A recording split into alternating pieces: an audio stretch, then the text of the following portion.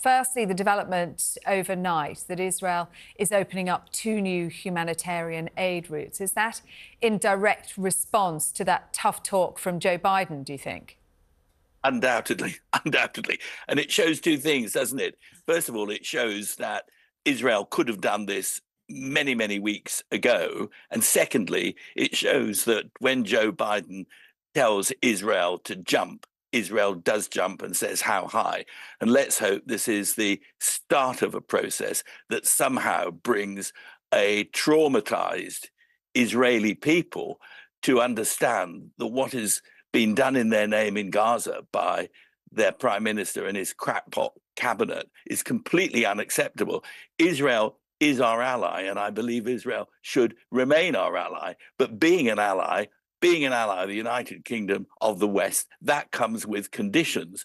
And the deaths of 33,000 people in Gaza makes it very clear that we have to ensure the Israelis understand the magnitude of what they've done. Yes, Hamas provoked this war. We all know that on the 7th of October. They set a trap for Israel, and Israel jumped headfirst into that trap. This has now got to stop. The fact that humanitarian aid is going there is absolutely critical. And as your previous interviewee said on the news there, Jim Townsend, Netanyahu has got to go. I'm just a professor, but if I were prime minister, I would say to Israel, yeah, we'll talk to you. We'll carry on supplying bits and bobs to you. It's not a big trade. It's a signal, not more than a signal. We'll carry on doing it, but only if you get rid of Netanyahu. With Netanyahu, we will not talk.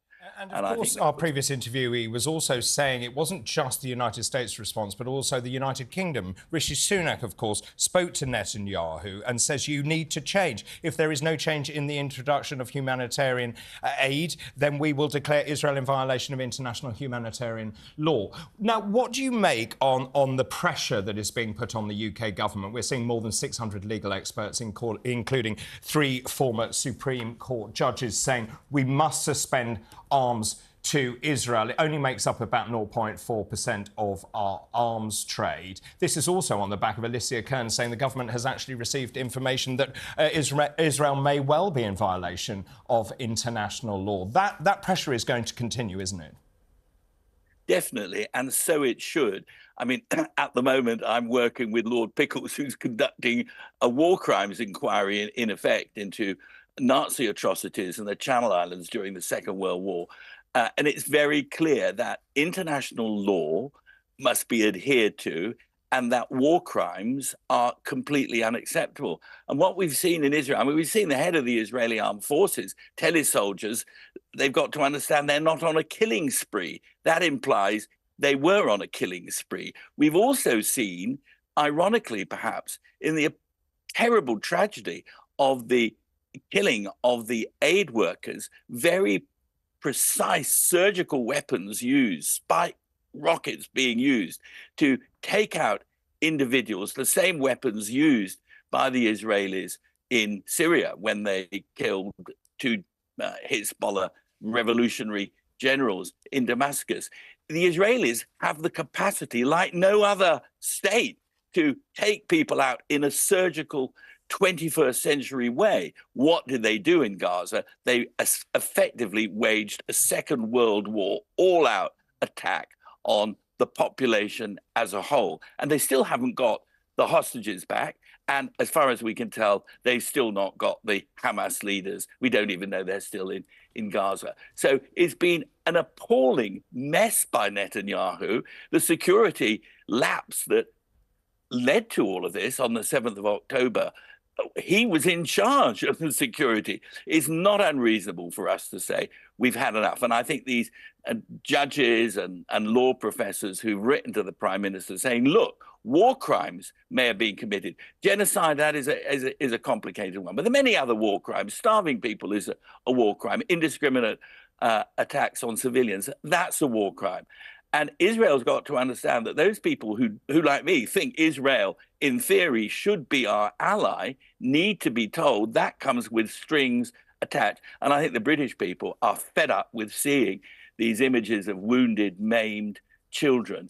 And it's not doing Israel's security any good. The truth is, Israel is far more insecure now than it was on the 8th or the 9th of October last year. And that is because Netanyahu has waged this crazy campaign. The time has come to tell him to stop. And I think Biden has taken the key first step. Yeah, and the point you're making is that Israel is losing the moral high ground, and even its friends and closest allies are saying enough is enough. But among the tough talk from Joe Biden was that repeated call for an immediate ceasefire. Israel, though, saying they're opening up the humanitarian corridors to enable fighting to continue. Can you see a ceasefire coming, and soon? I think it is impossible for Netanyahu, and it's impossible for any Israeli prime minister to, on the one hand, show that within hours of Joe Biden reading the riot act on humanitarian aid, then to continue fighting with this attack on Rafah. I mean, we mustn't underestimate the importance of not letting Hamas win this. Hamas provoked it. If Hamas were to defeat Israel in the international arena, then there would be huge repercussions, including for us in the United Kingdom, because the jihadists, we're told tens of thousands of jihadists in the United Kingdom just waiting for the spark. They would be heartened if Hamas, through its act of terror on the 7th of October, was seen to prosper over Israel. Hamas have wanted Israel to be destroyed. They will see it as an important first step if the alliance between Israel and the West is broken. Therefore, we must not let it happen. But as I say, I know for the third time, that comes with conditions. And those conditions are that the indiscriminate killing of civilians, that's starving them of food, of medicines and water, that stops. And maybe it has stopped. Then to begin fighting again and to take on the city of Rafah, 1.5 million people. I mean, the Gazan civilians have been told if they were in the north to move south, and if they were in the south to move north. And meanwhile, we can see some Israeli soldiers, the lack of discipline in the IDF is almost as frightening as their lack of ability to make Israel secure. They're taking pot shots at people, and those are conditions which means that Israel could not be the ally of the West. And I'm sure they've been traumatized. The largest murder of Jews since the Holocaust. We've got to understand that. But at the end of the day, Hamas has got to be defeated. And Israel was well within its rights to wish to destroy them. But Netanyahu did it the wrong way. He's demented. He's not the person the Israelis should have. And I think as they settle down, as the dust settles, they realize he has not achieved any of the things that he's wanted to, just the deaths of 33,000 people, mostly innocent women and children.